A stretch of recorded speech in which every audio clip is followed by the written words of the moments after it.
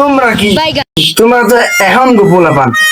আমি যে সময় ছোট আমার বাপে দুইটা গরু আছে, দুইটা একটা আছে আলি গরু, দুইটা গরু ওই যে গাই গরুরা হেরা দেখতে হলে এত লম্বা এক বছর মানে এক বিয়ানের একটা স্ত্রী বাছুর দিয়েছে।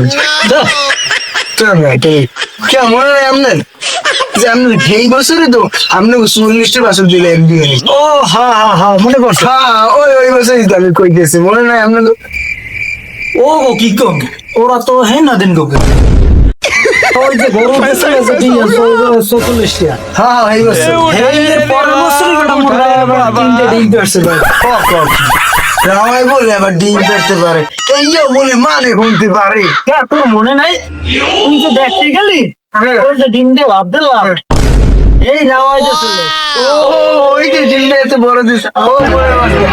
হয় হয় হয় হয় ওরা বুঝবি কি ওরা খাইছে ওরা মজা বুঝবে কাকু আমি এই কথা শুনলে অরিজিনাল থাকবে কাকু মুই যাই পাগরে ওই সিবু অনেক বললেন না ওই না দিন কিছু বলবি আর এই তো কই আমি আর ওই যে হেলা দিন বলা পাগা দফে দাদার কথা মনে আছে আপনার?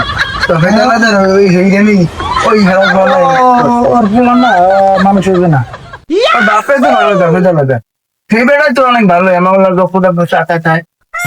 আর তোমরা কি হন বা কাকু মোর গরুর ঘাস কাটতে